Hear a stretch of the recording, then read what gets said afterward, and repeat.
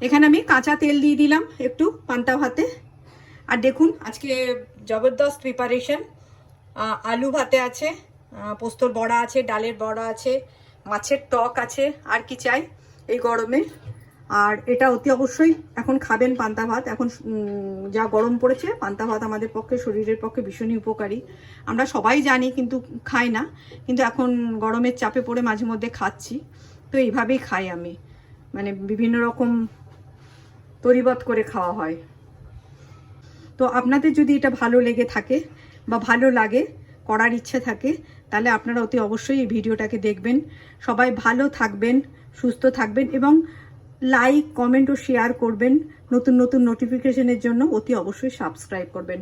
সবাই ভালো থাকবেন, সুস্থ থাকবেন। ধন্যবাদ। কালকে রাতে গরমে হঠাৎ ঠিক করলাম পান্তা ভাত খাবো, তো সেজন্য সঙ্গে সঙ্গে একদম ডাল ভিজিয়ে দিলাম, মসুরির ডাল হাফ কাপ।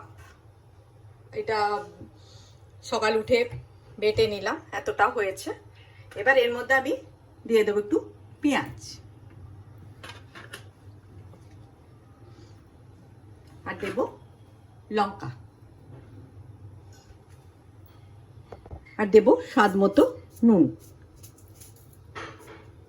নুনটা যে যেমন খাবেন তেমন দেবেন। এই গরমে আর গরম খেতে ইচ্ছে করছে না, সেই জন্য মনটা পান্তা ভাত করছে। তো ডালের বড়া তো চাই, সেই জন্য আজকে ডালের বড়া করে ফেলছি। এবার এটা ভেজে নেব। আর দিয়ে দিলাম একটু ধনে পাতা, দিয়ে আবার একটু ফেটিয়ে নেব। গ্যাস অন করে ফ্রাই প্যান বসিয়ে দিয়েছি, এবার তেল দিয়ে দেবো এর মধ্যে। ভাজার মতো তেল দিলাম।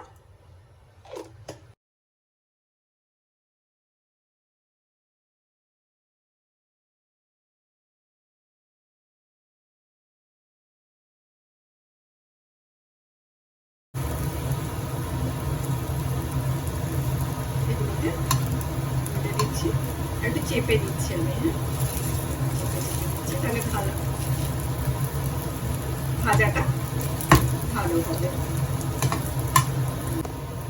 এই বড়াগুলো ভাজা হয়ে গেছে, বা গ্যাসটা অফ করে দেবো। গ্যাস অন করে দিলাম। আমি ফ্রাই প্যানে তেল দিয়ে দিয়েছি, তেল গরম হয়ে গেছে। আমি এর মধ্যে জিরে দিয়ে দিলাম একটু, আর শুকনো লঙ্কা,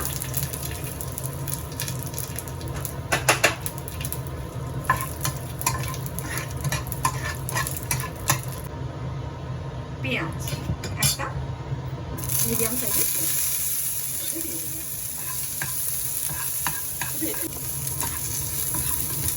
পেঁয়াজটা ভাজা হয়ে গেছে। এবার আমি গ্যাসটা অফ করে দেবো। আলু আমি কুকারে সেদ্ধ করে নিয়েছিলাম, এবার একটু ম্যাশারে ম্যাশ করে দিচ্ছি। যত এতেই করি না কেন, এটা দিয়ে হাত আলটিমেট লাগাতেই হবে, কারণ ভালোভাবে মাখতে গেলে হাত লাগাতেই হবে। তবু যতটা পারি এর সাহায্যে করে দিচ্ছি।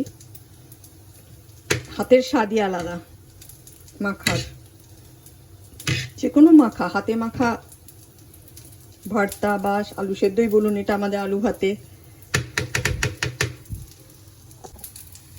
এবার এর মধ্যে দিয়ে দিচ্ছি পেঁয়াজ, লঙ্কা, জিরে যেটা ভাজলাম সেটা, আর দেব নুন স্বাদ মতো। এবার কিন্তু এটা আমি হাত লাগাবো,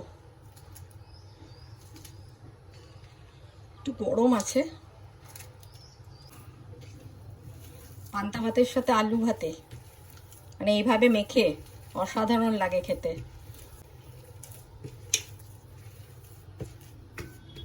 এটা হয়ে গেছে মাখা। এখানে আমি 75 গ্রাম পোস্ত নিয়েছি। এবার একটু শুকনো ভাব, মিক্সিতে আগে শুকনো ঘুরিয়ে নেব, তারপর জল দেব। শুকনো ঘুরিয়ে নিলাম, এর মধ্যে একটু জল দেবো, বেশি জল না, একটু শক্ত শক্ত বাটতে হবে, টাইট। দেখুন 75 গ্রাম পোস্ত কতটুকু, পোস্তটাকে একটু গোটা গোটা বাটা থাকবে, একদম মিহি নয়। এবার এর মধ্যে আমি দেব পেঁয়াজ আর লঙ্কা, দেখুন লঙ্কা কুচি আর পেঁয়াজ কুচি, আর একটু নুন, স্বাদ মতো নুন, আর দিয়ে দেব, গরম হয়ে গেছে, তেল দিয়ে দিলাম একটু, এতে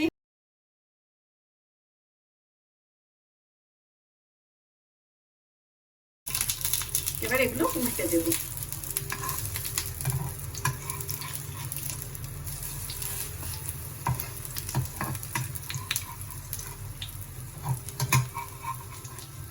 আগে আর মানে বীরভূম, বর্ধমান, বাঁকুড়া এইসব জায়গায় গেলে লোকের বাড়িতে বা মুর্শিদাবাদেও আপনি বড়া তো দিতই, পোস্তর বড়া, এবং সেগুলো বিশাল আকারের, মানে এক একটাই 100 গ্রাম।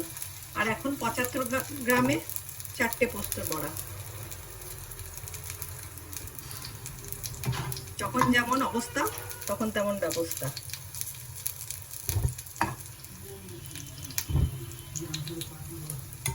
তৈরি হয়ে গেল পোস্তর বড়া।